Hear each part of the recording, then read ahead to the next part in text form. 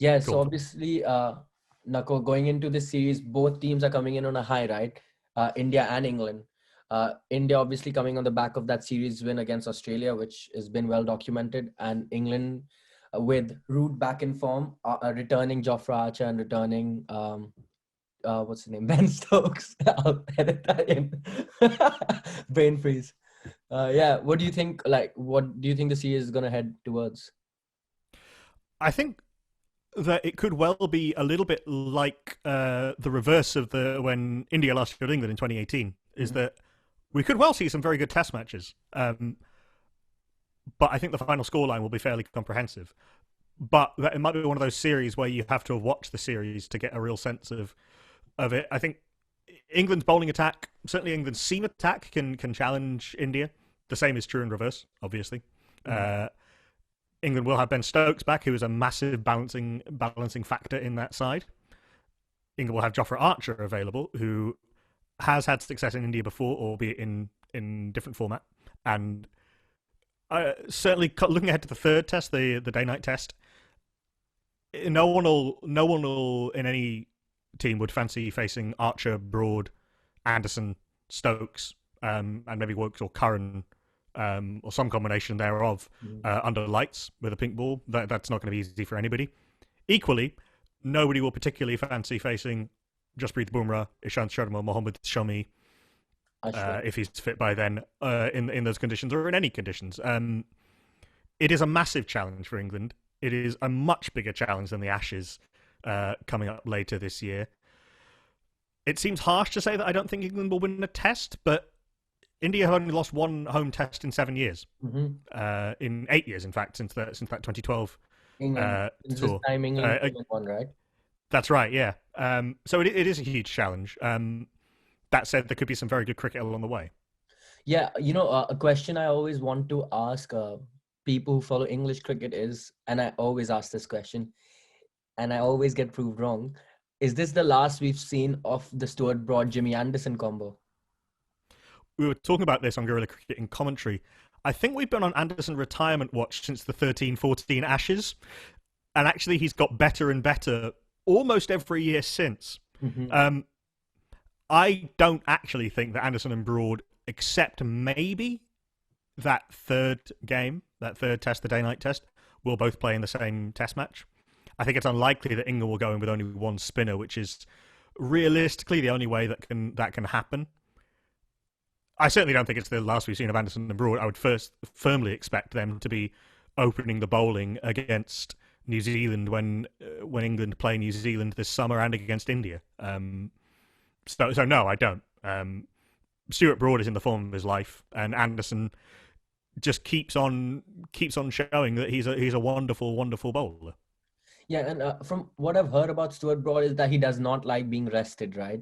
And obviously he's been rested for the first two test matches. And like you said, he's in the form of his life. How much will that affect the England team then? Not quite. Broad is in the squad for those first two Test matches. He was rested for the last Test against Yeah. against Sri Lanka. Look, he's a very competitive player, and of course he doesn't like being rested. It's not quite the same as it was in that first Test against the West Indies, when I think he was actually dropped. Kind of, Mark Wood was chosen as the quicker. Well, by the way, I completely forgot to mention Mark Wood when we were talking about England's fast bowling stocks, who could be very effective. He's a slightly less subtle than some of the others, but could be effective. Ollie Stone also, who's only played one Test match, but is certainly quick. Look, of course he doesn't like being rested, but all of England's players are going to have to put up with this. Less so maybe Broad and Anderson, because they don't play multi-format cricket. They just play Test cricket, but it's not realistic to expect any of England's fast bowlers or any fast bowler on any team to play all four of these Test matches. It's just not realistic, and it wouldn't be a good way of managing your team. It would be negligent to expect that. We saw towards the end of that India-Australia series how tired Stark and Hazelwood and Cummins were getting. Hmm. And I've heard Cheteshwar Pujara talk about this in recent weeks, and Ashwin too. They knew this was going to happen. A large part of Australia's success in the Ashes was the fact that they rotated the fast bowlers. When you've got options, it would be negligent not to. But Stuart Broad is bowling superbly. Anderson's average in Asia is now down under 30 for his career. He was a massive part of that win in 2012. He actually bowled pretty well in 2016, but with limited support. And he's going to be a danger, as is Stuart Broad. His ability to move the ball away from the right hander, his ability to now bowl cutters, and the fact that he's incredibly consistent in the notice game, and his danger to left hand, although India is not a particularly left hander heavy team. Yeah, another thing that that's always talked about in the recent months leading into this series is the fact that a lot of these English players are used to Indian conditions because they've played in the IPL, and obviously Jofra Archer and Ben Stokes are superstars of the IPL as well. But playing in the IPL, the T20 format is very different from playing Test cricket, and so how important will, specifically for Jofra Archer, how important will Anderson and Broad be to guiding him on how to bowl Test match bowling in India? There's going to be a learning curve for all of them. I do think that anyone who tells you that they know how either the Chennai pitch for the first two tests or the Ahmedabad pitch for the third and fourth tests, anyone who tells you how they know how those going to go is lying. Chennai hasn't hosted a test since that 2016 tour. Yeah. Since that tour, Ahmedabad has been it's a completely new stadium. Yeah. There has been a lot of test cricket at Ahmedabad and Motera. I mean, England played there 2012, I think it was, and there's been some since, but it's essentially a new pitch. So there's going to be a certain learning curve and a certain adjustment for all bowlers. But the thing that makes Anderson and Broad stand out in any conditions is how quickly they adapt to conditions. Archer is a very skillful and very clever bowler, as well as being very quick. And he's also very good at figuring out those conditions. But of course, that experience is going to be important. Of course, that sounding board is going to be important. To take another example of this, when England toured in 2016, Moeen Ali and Adil Rashid in particular, Adil Rashid is not available for this tour sadly because of his shoulder, were both very effective for the first three test matches really. They were Adil Rashid nearly won England that first test match. He was very good. IPL contract after his 2016 exploits in India, didn't he? I think he then got injured and couldn't take it up. But yeah, he would have been talked about. Moeen. Sorry, yes, not Adil Rashid. Yeah, for sure, and he got runs as well. But Saqlain Mushtaq was on tour with them as a fast bowling coach, and they had Saqlain to bounce ideas off. There is a very stark difference. Mushtaq was only supposed to be there for, I think, the first test, and he got. In fact, he was supposed to leave pre-series. Moeen and Adil Rashid petitioned basically for him to stay on, and then they wanted him to stay on for the rest of the series, but he left. England didn't renew his contract. I've done the numbers, and the difference between their performance when Saqlain was there to bounce ideas off, and when he wasn't, was massive. So that extra sounding board and that extra person who has that extra experience, which can just shorten the learning curve a little bit, can just mean that you don't have to reinvent the wheel so much every time you come on to bowl, is hugely important. And so does that help the fact that Moeen Ali's returned to the squad for the India series, and he has played test matches in India before? Is that a massive boost to England then? I think it's a boost. I don't know if it's a massive boost. Moeen is not at the level that he was at his peak in 2017, say, and even 2018, that home series against India when he was winning in England matches. It's not been a good time for Moeen Ali in Test cricket in particular recently. I'm a massive fan of Moeen Ali, and I think he can be a hugely important and very a key part of England for the next few years. It is a boost to have him available. He has taken a lot of wickets against India, mostly in England, but he did take some wickets in India last time. If the pitches do take spin a little bit more from earlier, he can be dangerous. His batting is not where it was. I think the days of considering Moeen Ali a genuine all-rounder are done, but it is important. And I think I would expect he and Jack Leach to be England's two first choice spinners. I think them playing three spinners is unlikely for that first Test match. And I think he and Jack Leach complement each other very well, and they both bowl in a style that could work quite well. They're very accurate.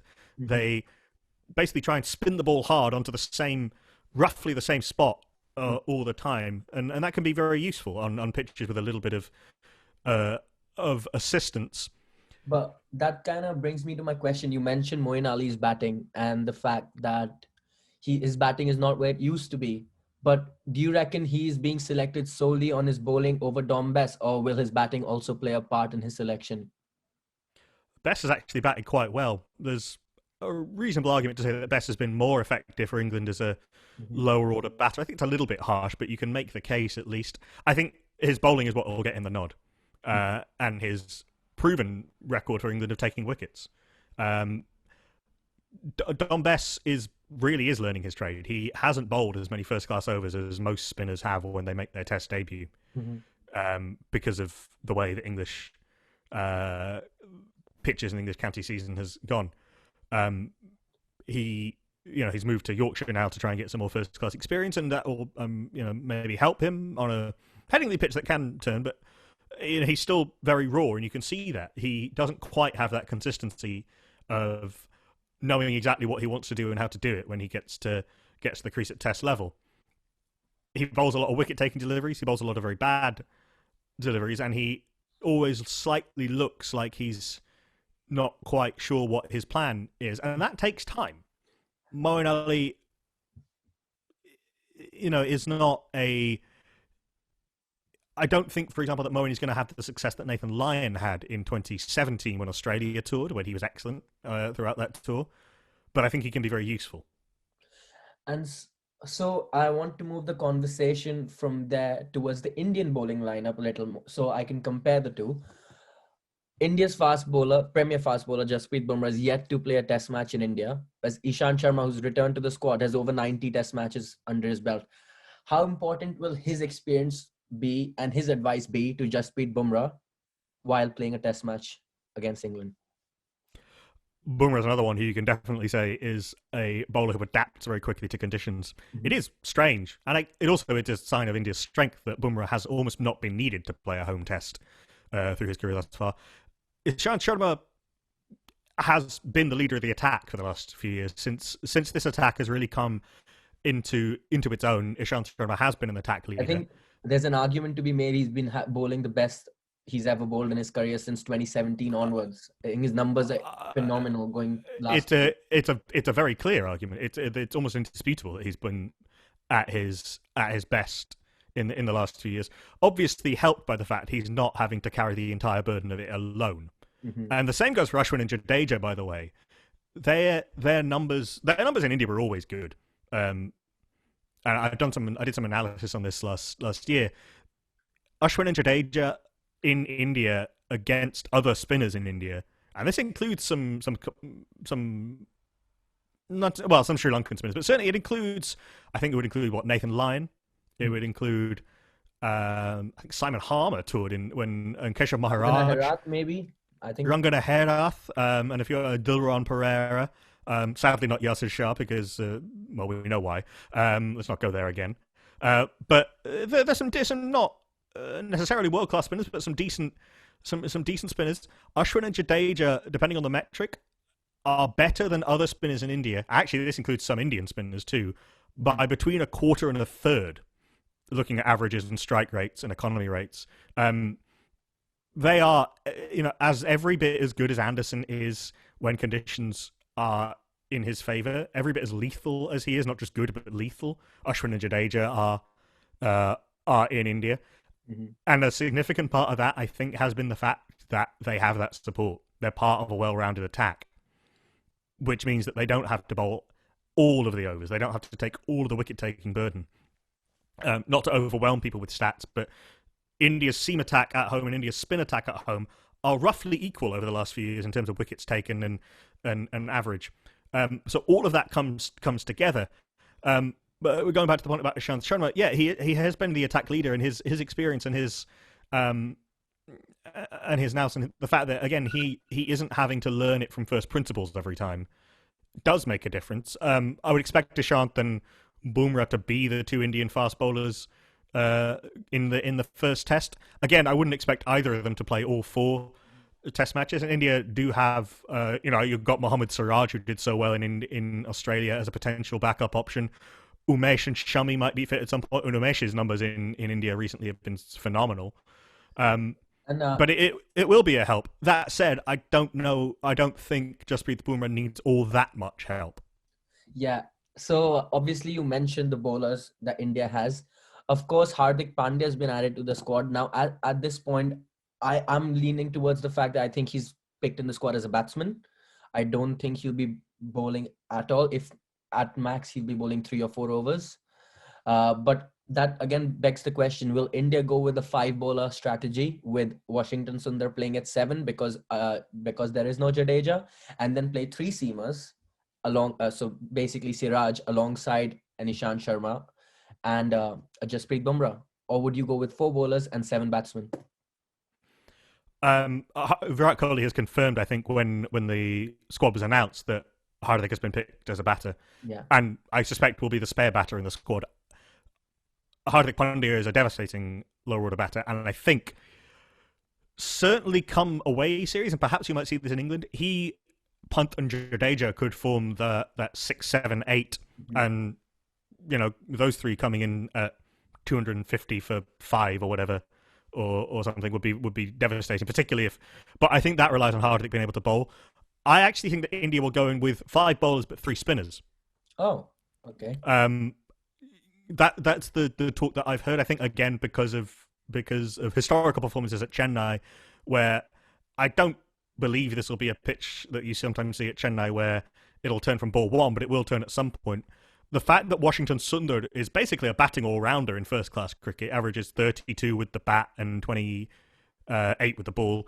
Ashwin has rediscovered his batting form. I think that means you can slot them in at 7 and 8 and play Kuldeep Yadav, who wasn't able to play in Australia because of the need for extra batting.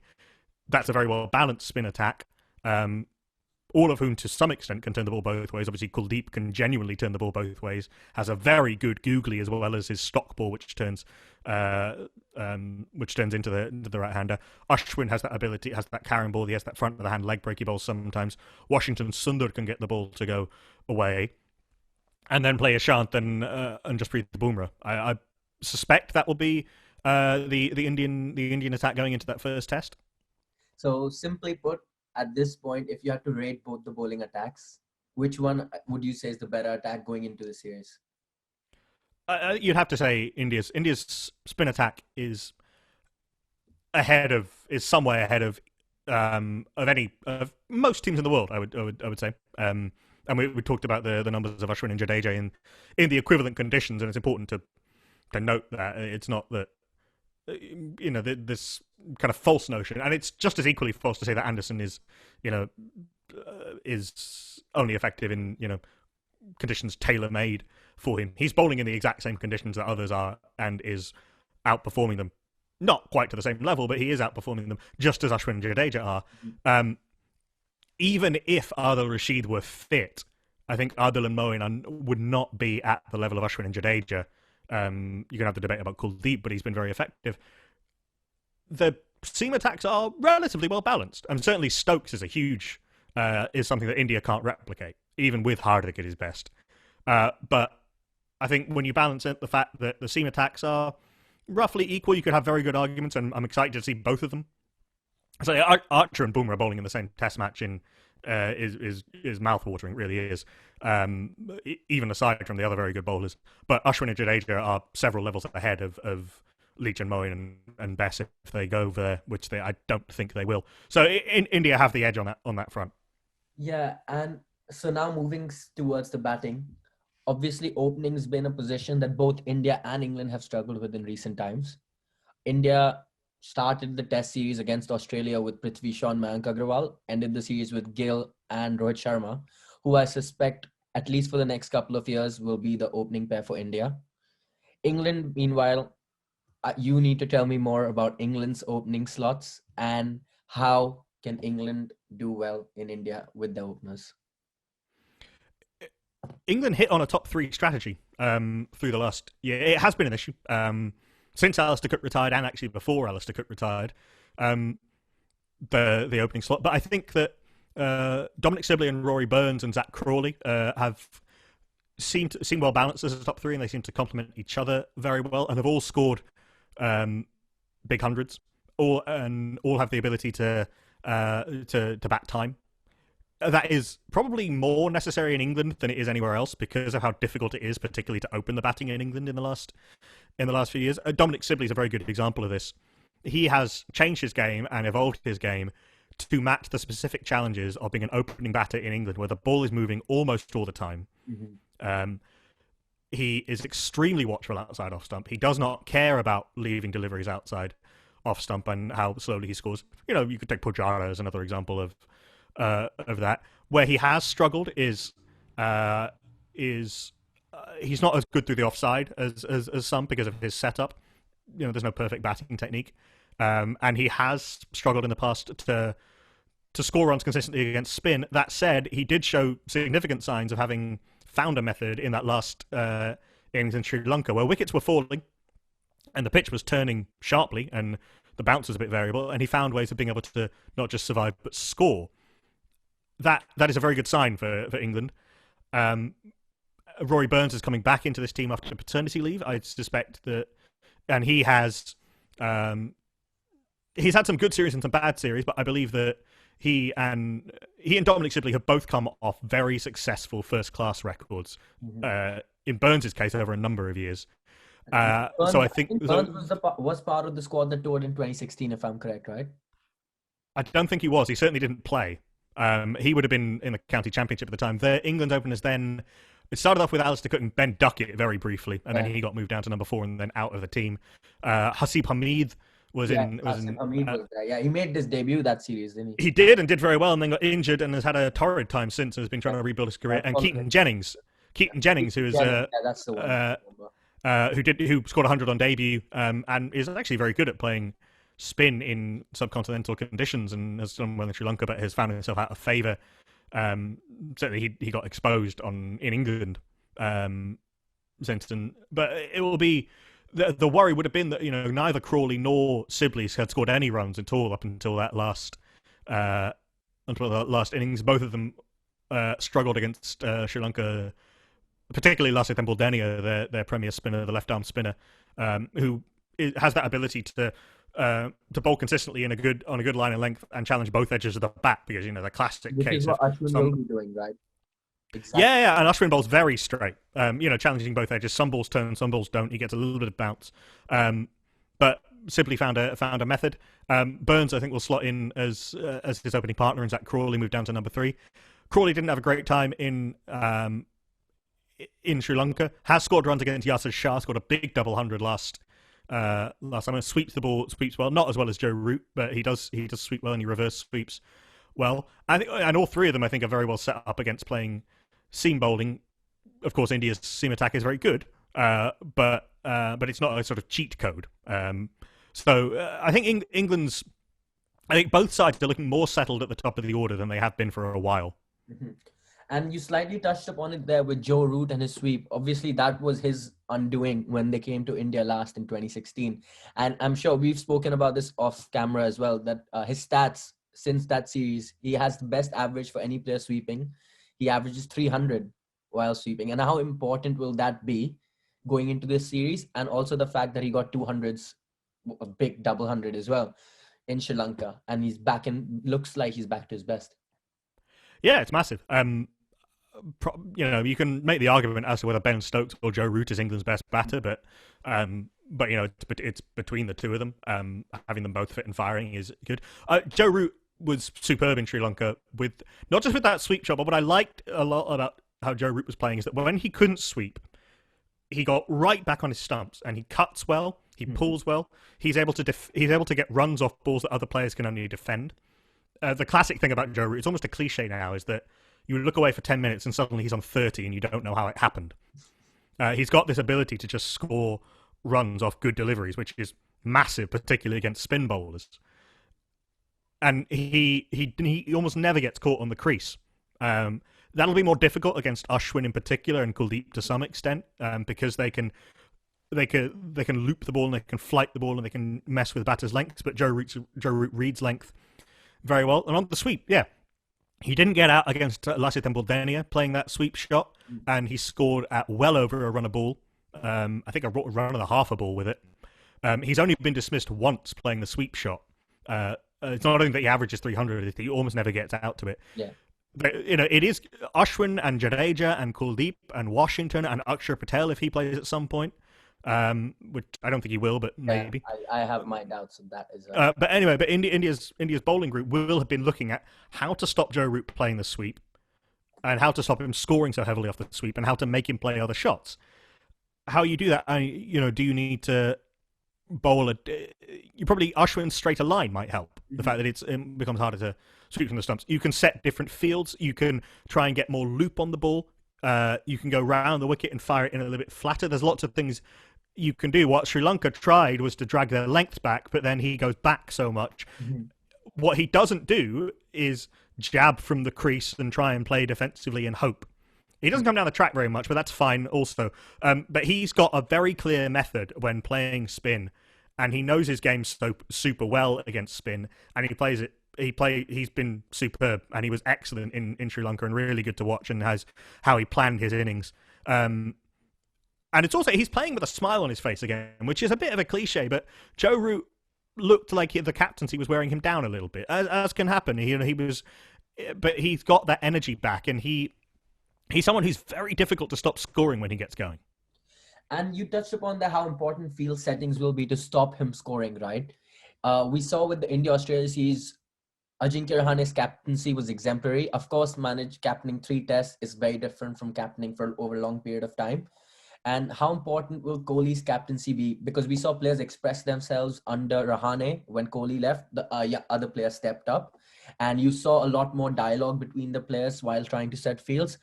And so how important will it be for Kohli to adapt to now how the team has reacted coming in from the Australia series and change his leadership just that slight bit so that India can outperform England? I think a little bit, some of this is overplayed. Kohli is a very dominant personality, and we make jokes about Kohli Cam, about the fact that the TV directors sort of will go to him and close-ups of him even when it's really not a lot to do with him. I think he's always been someone who, well, not always, but certainly in the last few years, he does trust his bowlers to set fields for themselves. I think he's actually probably a lot less hands-on with his bowlers than, for example, MS Dhoni was. Who would sometimes, certainly in Jadeja's younger days, he'd almost talk him through every single ball. Yeah. Kohli doesn't do that so much. Obviously, he's much more. He's a very different personality. But the planning of that plan that you're talking about, and one of the plans was, bowling very straight at Stephen Smith, which might sound counterintuitive because of how good he is there. But they thought, right, let's bowl him there. Let's bowl there, but let's put fielders where he likes to hit the ball. Yeah. And let's see if he can get it through, or let's see if he does something else. Let's see if he starts trying to take on the short ball, which he did a couple of times and wasn't very successful at. Or let's see if he plays more outside off stump, because his game is also built on leave it outside off stump. Bowlers will get bored. They'll bowl where I like, and I'll hit them through the leg side whenever I want. And that has worked very well for him, minus Labuschagne to a lesser extent.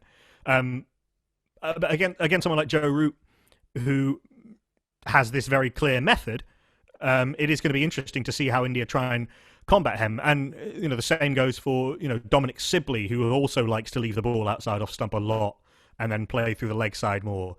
Rory Burns, who likes to cut very, very much.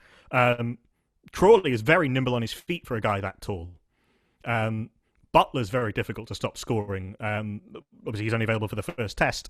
Ben Stokes probably has the all-round best game of any of England's batters. Incredibly solid in defence as well as being a punishing player. Ollie Pope as well is a lovely player who's coming back into this this team. I still think he's unavailable for the first test because of his shoulder, right? The talk is he will be available. It's not been confirmed yet, but the talk is he will be available. If not, Dan Lawrence, who is a promising player as well. Plays very well through the leg side, sweeps well. So all of these players have, like every player, they have plans that might work better for them. And India do have an attack that's capable of exploiting those plans. The same goes, by the way, for England, and we can talk about that in some depth as well. But I don't think Kohli's leadership is as impulsive as it maybe was at the start of his career, and he knows that he's got a bowling attack that is capable of, to some extent, managing itself, and also of executing whatever plan that he and the bowling group and the coaches come up with, and that calms you down as a captain. Yeah, and now to come to the superstar, Ben Stokes. Obviously, people pay to watch superstars of cricket play. Ben Stokes is most definitely one of them. And I'm sure if there were fans allowed in the stadium, I know that Indian fans would be cheering him on when he gets on that field. But how big a factor will the returning Ben Stokes be in this series? Can he decide the series in favor of England? I wouldn't go that far. Again, this is a massive challenge. Mm-hmm. Winning a series or even winning a couple of test matches in India is the most difficult thing in test cricket at the moment, along with beating New Zealand at home. Mm-hmm. But England are a much better team with Ben Stokes in it. Of course, he's a world-class player. He's worth his place probably with bat or ball. Certainly with bat. Even if he didn't bowl, he'd be one of England's best batters. And he's probably in the top 10 batters in the world. Different arguments with Jadeja and Holder and Shakib, but he's probably the best all-rounder in Test cricket. Yeah, I agree with that. Brilliant in the field as well. Less so in the slips, weirdly, but he's not someone whose arm you want to take on, or not someone you want to hit the ball in the air anywhere near. And he's this massive motivating presence for England. He sets these incredibly high fitness standards and these intensity standards. He can bowl very long spells on unresponsive pitches and get life out of pitches. He has that angle into the right hander that's really awkward. He reverse swings the ball. He has this big swing back into the right hander, and he can bowl for an hour without seeming to lose any pace. And he is well capable of being England's number 5, even if he didn't bowl. He's a huge factor, and he's someone India are going to have to plan very carefully for. No. He is not as... Sorry, go ahead. Sorry, I had a quick question just before you make that point about Ben Stokes. Obviously, he's not been in the bio bubble for a while, and a lot of it gets overlooked how mentally draining it can be, especially in India, where they don't talk about how draining the bio bubble is. How important is the fact that he's mentally fresh coming into this series, having had a break from the bubble, going to impact his performance? Oh, there's a huge amount of nonsense talked about, England's rotation policy and how England aren't sending their best team. And it is not possible, and it is frankly negligent to expect players to stay in a bubble for that long, particularly when you consider that there's the IPL on the other end of it. Yeah. And Ben Stokes is going to be wanted for most, if not all, of that tournament. Same with Jofra Archer. Same with Jos Buttler. Probably Sam Curran. In fact, definitely Sam Curran, given his performances for CSK last year. There may be others as well. I don't think Root will go for the IPL, but if he did, he might well get snapped up by someone. And then England have this long test summer, and then the World T20, and then an Ashes tour. In there's a couple of games against Pakistan as well. It is not possible for England to keep all of those players fresh and motivated and ready to play and happy for all of that time. It's just not. So Stokes has had this Sri Lanka series off. Archer, Burns was for paternity leave. Sam Curran's getting these first 2 tests off. Johnny Bairstow. Some talk actually that Bairstow might be back for the second test. It's not confirmed yet. Sam Curran as well. Mark Wood. Butler's getting the second, third, and fourth tests to rest. Him coming back and playing the T20 series ahead of the T20 World Cup and also with the IPL throwing in there for preparation is huge. I mean, it's a bit. I almost hate to say it, but England have a much better chance of. England are favourites probably for that T20 World Cup. They're certainly not favourites for this Test series. If you're being hyper, cynical is not quite the right word, but if you're allocating your resources in a very hard-nosed way, you could be forgiven for making that calculation. So Stokes hasn't had this extra couple of weeks. Archer the same. They've been at home. They've been with their families to some extent. It is massive. They're in very nice hotels. This is India, but they're still in hotel rooms. They're still not with their families. Yeah, and I think that's the part that's overlooked when people talk about cricket and international cricket to a large extent. The effect, sorry, that the bio bubble can have on players' mindsets and how much it can affect their performances. And sorry, my housemates supports Cambridge United. I bet they scored and they went top of the league, so I'll leave that. So the last bit I wanted to come about was obviously Pujara. We haven't spoken about him at all yet. I wanted to speak about Chedeshwar Pujara. Obviously, at the start of the series, he was getting a lot of criticism for batting too slow. By the end of the series, every Indian realized how important it is to bat time. And so I wanted to ask you, obviously people will talk about Virat Kohli and his impact this series, and that is obvious. So I don't want to spend too much time talking about Virat Kohli, but I want to talk about Pujara and how important his role will be in this squad, as well as Rahane and in that middle order. Yeah, it's a very solid middle order. I mean, Rahane has a weirdly underwhelming record to some extent in India. Mm-hmm. I do think that's to some extent because Rahane has this thing, and this is probably a little overplayed, that he tends to perform better when when the team is struggling, and he tends to come in just like a VVS batsman.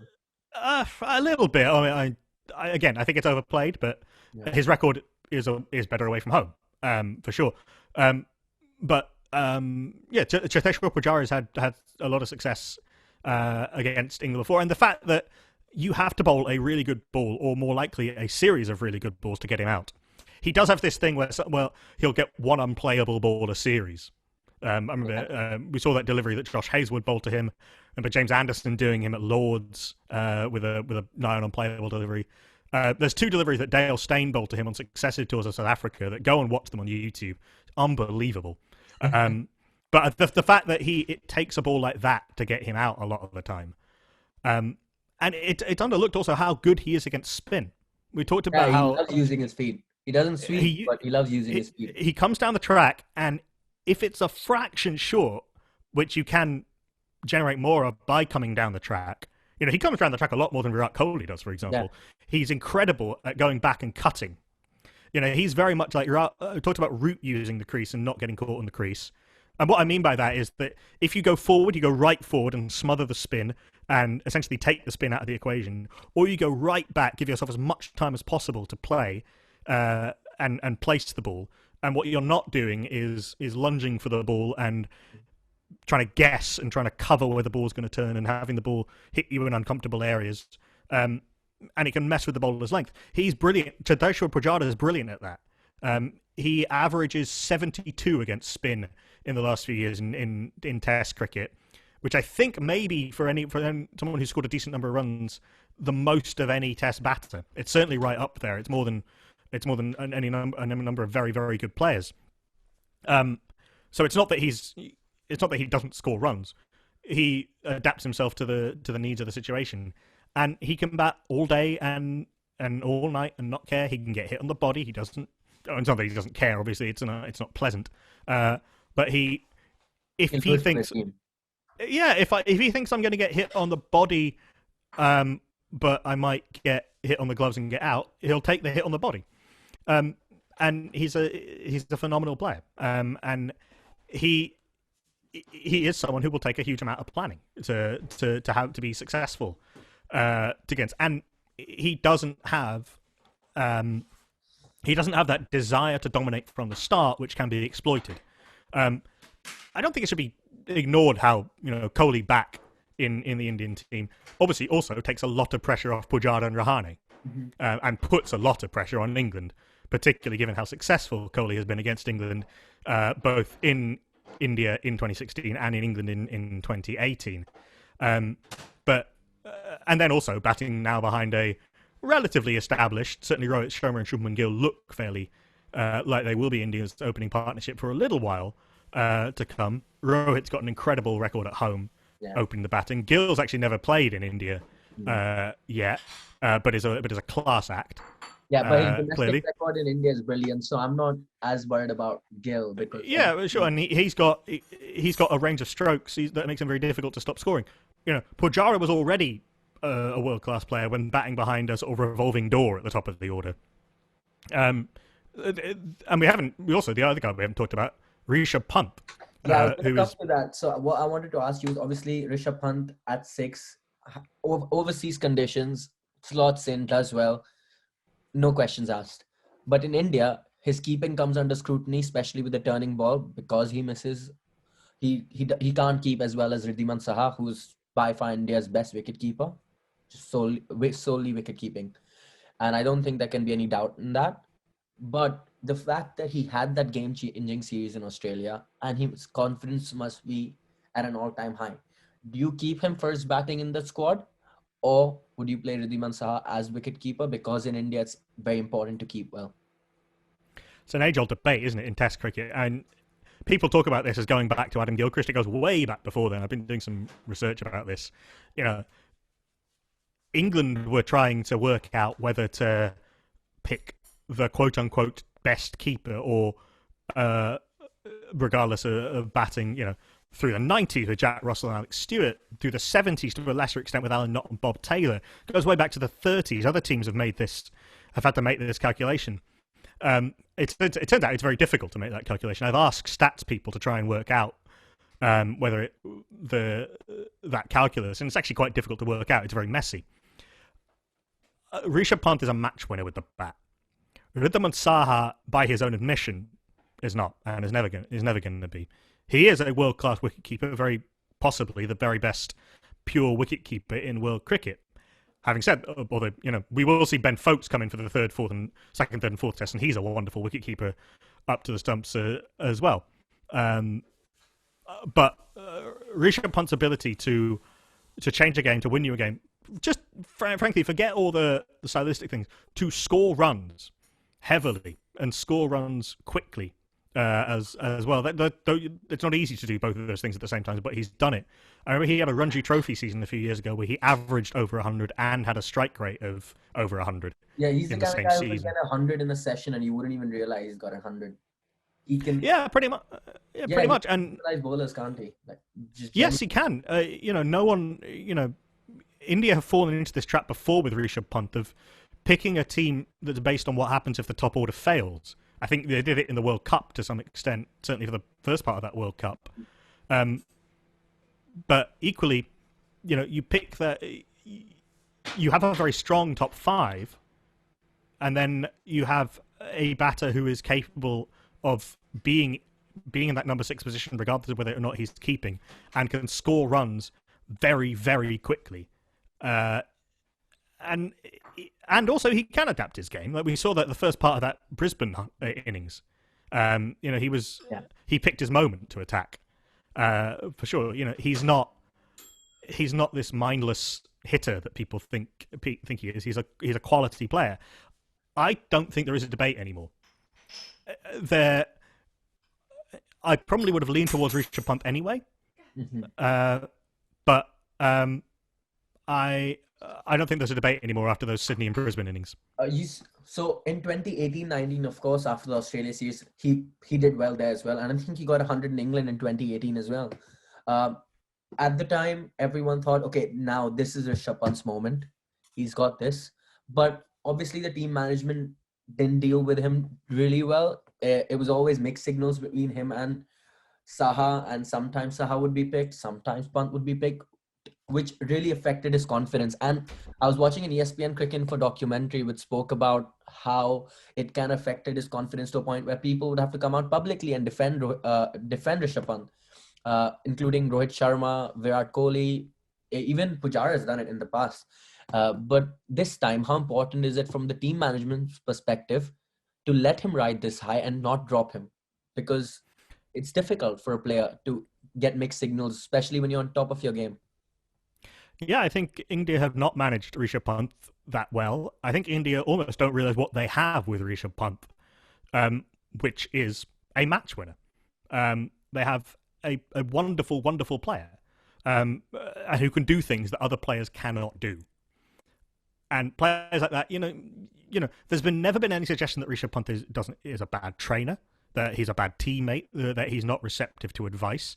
Mel Farrell, a freelance journalist, just wrote a piece for the Cricketer talking about during a tour game where he wasn't playing, Rishabh Pant was just doing a lot of extra fitness work without being told to. Just he said, "Hey, I need it." He probably doesn't, but he he sets those high standards.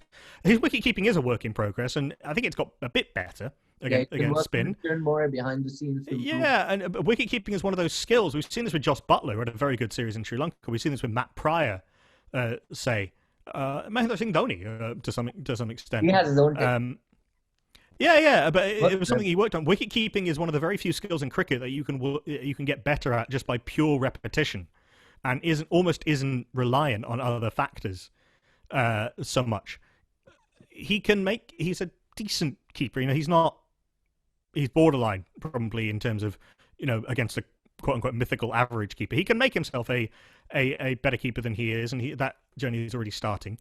I think India have managed him very badly in public. I think its continued omission from the white ball teams is confusing to me. It is. I think the reasons behind it don't make much sense. And it was kind of even in this last IPL season, it looked as though he was trying to bat like someone else, and it didn't suit him.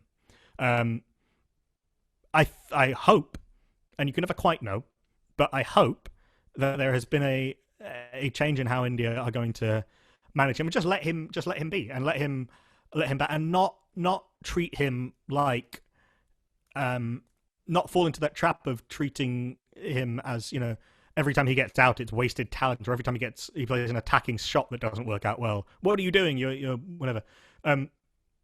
Manage him like you would any other talented player to some extent, and give them a chance to show what they're good at.